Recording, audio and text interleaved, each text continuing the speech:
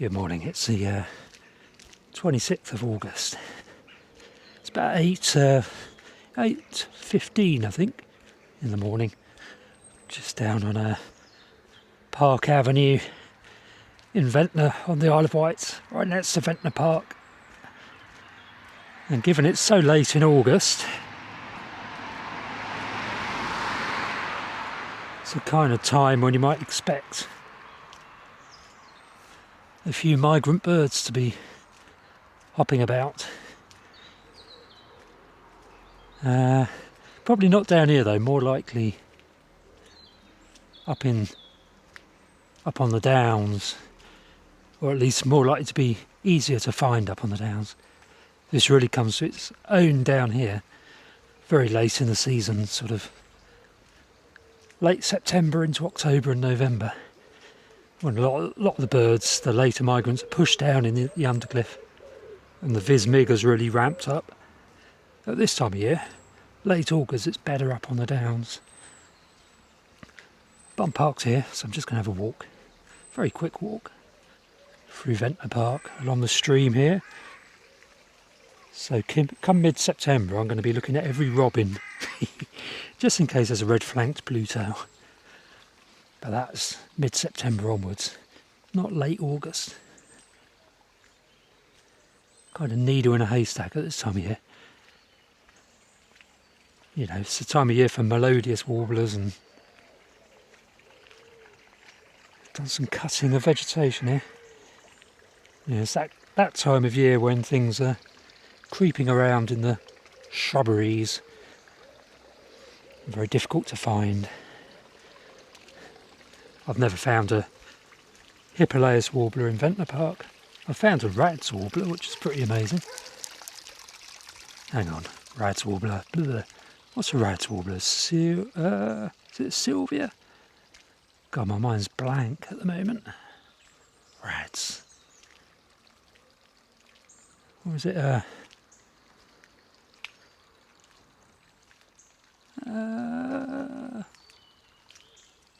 trying to think of which. Oh, it's a leaf warbler, isn't it? No, I don't know. Ignore me. But anyway, lovely along the stream edge.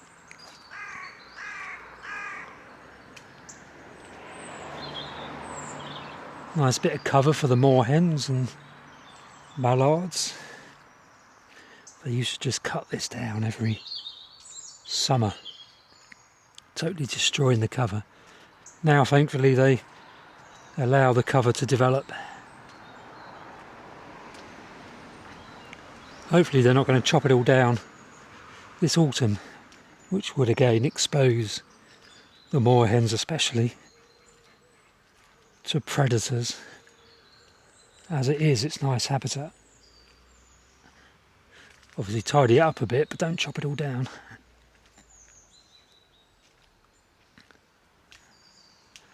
There's a wren over there on the bridge.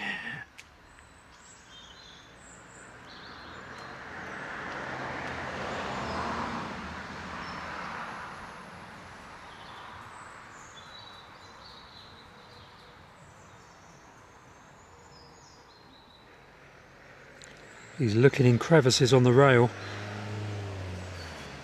Looking for spiders, I assume.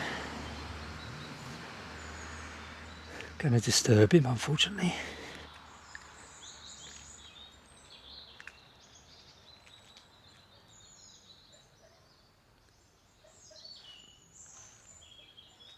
Gone over into the palm.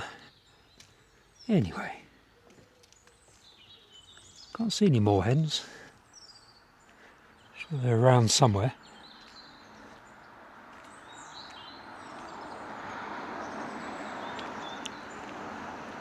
Plenty of duckweed in the stream, which a mallard will be eating.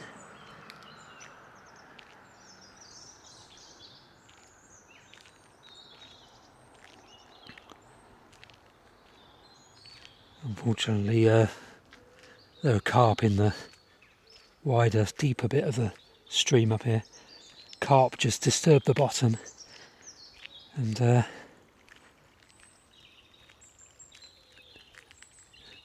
not very good from a wildlife point of view. non-native carp.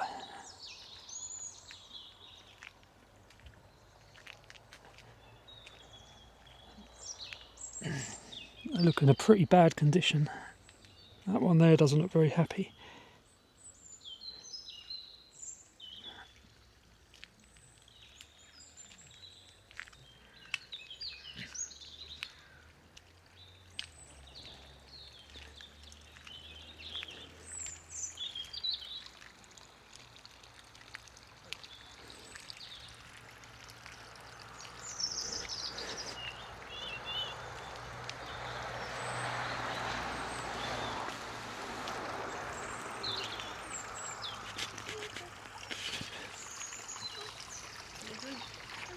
Morning. Good morning. Morning.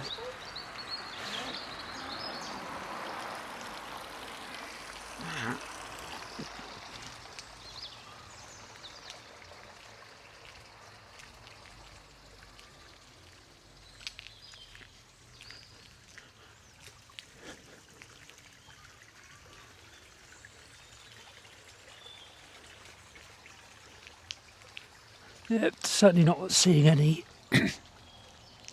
groups of migrant philosks. Philosks, that's what rad is. It's a philosk, isn't it? Same as dusky. I don't know. Tell me in the comments section that I'm being a moron. Right. Nothing about. Too early.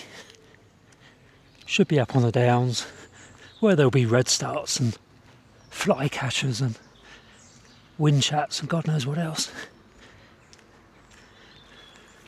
Probably park up there overnight tonight.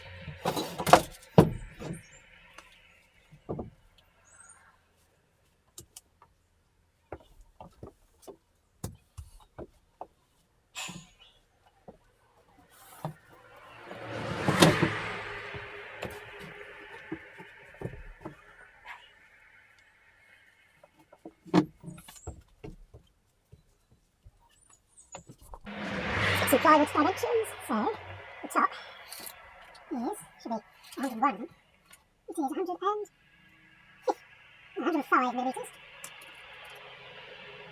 105 millimetres should be that. Maybe, because of those nails, the screws there, cut it out. 98 millimetres. Yeah, 98 millimetres long. The top bit right, wide. 44.5. 44 centimetres plus 5 millimetres. 44 centimetres plus 5 millimetres. So 44.5. 44.5. For the sides, if I put ply on the sides, 48 centimetres. Yeah, 48 centimetres.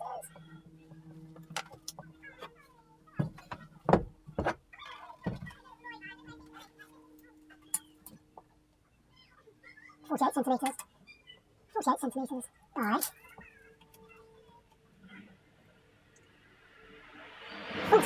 40 centimetres.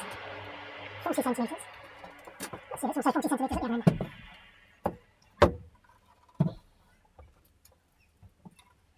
40 centimetres, 40 centimetres. There we have it.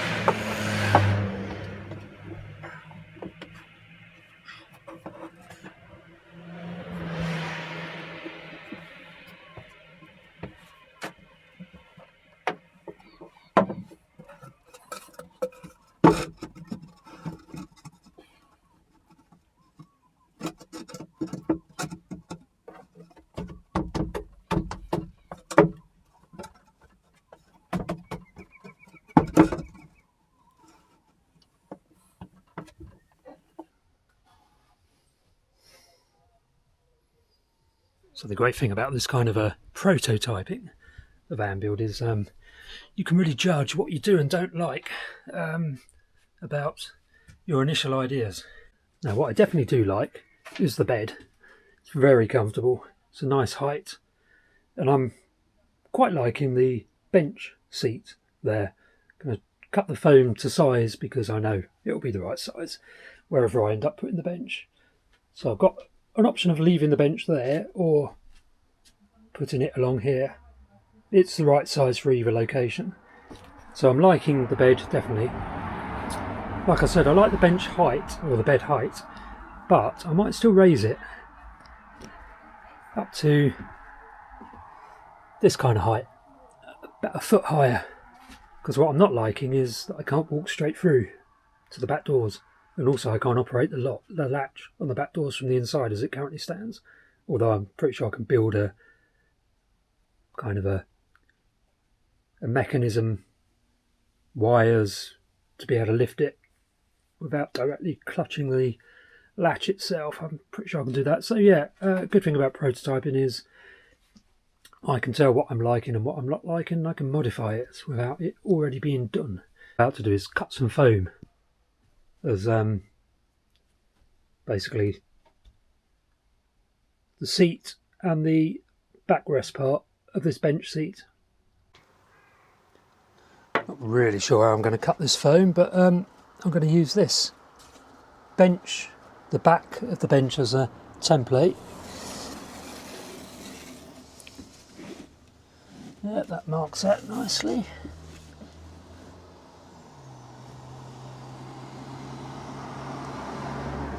Initially I just want it the right depth or width.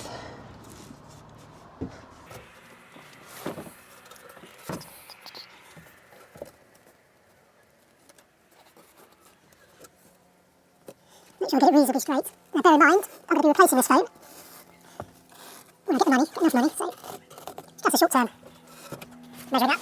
And then I can use the foam in terms of a template for ordering firmer foam and getting it upholstered when I've got some money, probably next year. There we go. That's marked. The question now is how do I cut this foam? So down to Stanley knife is going to do the job. It's worth a try though. It's going to fray massively at the edges. Straight edge there, that'll do. The blade on this is actually relatively sharp, so you never know. Well, I think I do know because I've seen this done online on YouTube and it doesn't work. No, it's ripping it basically. As you can see, I've missed the line anyway. So I'm going to do a very rough cut with scissors.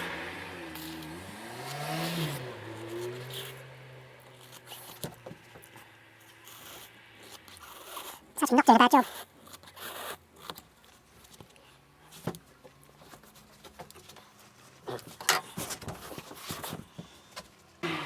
Sort of.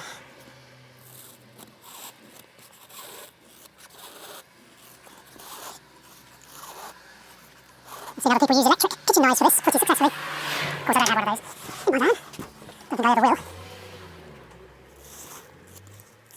This is actually doing a reasonably good job of cutting a straight line.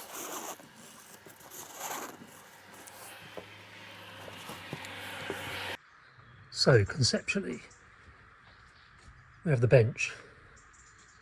We have kind of the first level of a kitchen area over which the mattress can be extended if I need to make the bed a bit longer. It will step down, so there'll be a lower cabinet here, which will be the rest of the kitchen area. On this side, you've got a fairly wide bit, which again is where the mattress goes for the bed extension. When this is lifted up, all conceptual at the moment, all on the same level there. Then here it will drop down again. Well, actually no, here there'll be a taller cabinet. Still very narrow though, only a foot or so wide from where the cladding will be eventually. So a taller cabinet going up here, so as high as I can get it. Then probably leading that way to more cabinets, overhead cabinets, and that way, more overhead cabinets. And then a narrow, so this will be narrower than this bit, probably about that wide, all the way along to probably about here, where there'll be a bench and a swivel seat and another swivel seat. Right, a quick interlude. I really hope you're enjoying my channel, and I get quite a lot of questions. How did you end up living in a car? How do you live in a car? And what are your plans going forward? Well, I've written a book on that subject, Breaking Free, by Cornish van dweller, funnily enough. You can find a link to where to purchase that in the description below this video, and where you'll also find links to my other books, such as this one, oddly enough, which is How to Write a Book on a Smartphone.